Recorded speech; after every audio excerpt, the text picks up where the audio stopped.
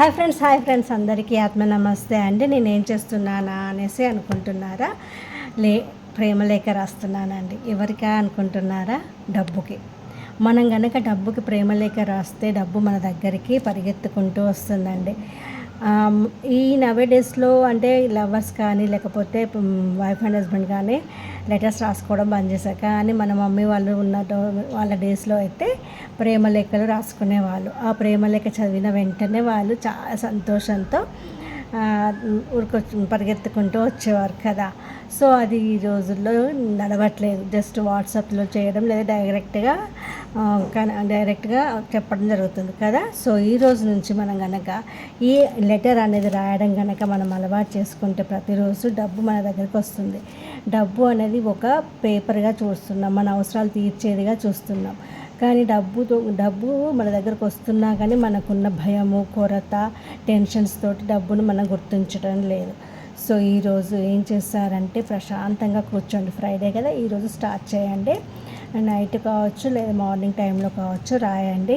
మంచిగా ఒక piece of paper తీసుకొని అందంగా తయారై కూర్చొనేసి మంచిగా ప్రశాంతంగా కూర్చొని, ప్రియమైన ఓ నా నేస్తమా, నా మది నిండా నిలువై ఉన్న ఓ నా డబ్బును అంటే నోటును దగ్గర పెట్టేసుకొని తదేకంగా చూస్తూ లెటర్ రాయండి. అద్భుతంగా లెటర్ రాయండి. నువ్వు ఉన్నావన్న సంగతే నేను మరిచాను, కానీ నువ్వు నన్ను ఒక్క క్షణం కూడా విడిచి ఉండట్లేదు. అంత అద్భుతంగా నన్ను అల్లుకుపోయావని నాకు అర్థం కాలేదు. నీ గురించి తెలిసేసరికి నేను ఇంకా ఏంటో అనుకున్నాను, కానీ ప్రతి క్షణం, ప్రతి నిమిషం, ప్రతి అణువులోనూ నా కొలువై ఉన్నావు.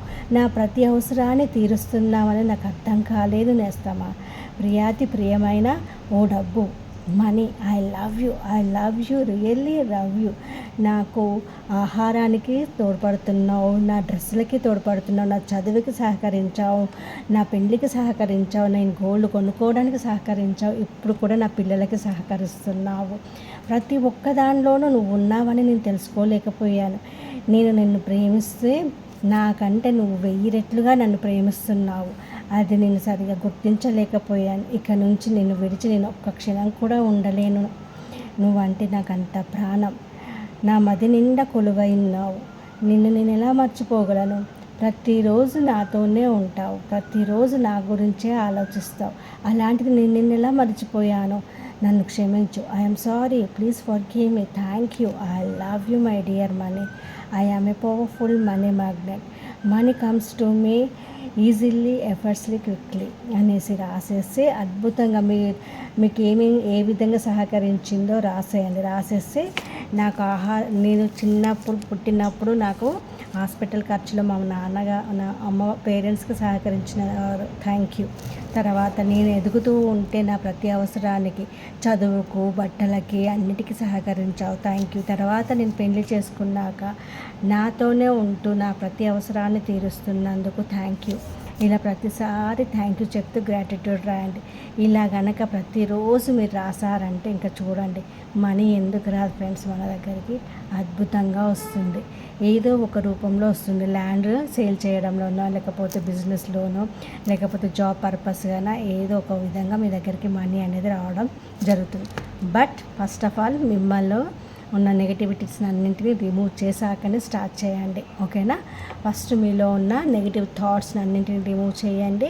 నాన్నగారికి, అమ్మగారికి, అత్తయ్యకి, మామయ్యకి, మీ ఇన్నర్ చైల్డ్కి లెటర్స్ రాసేయండి.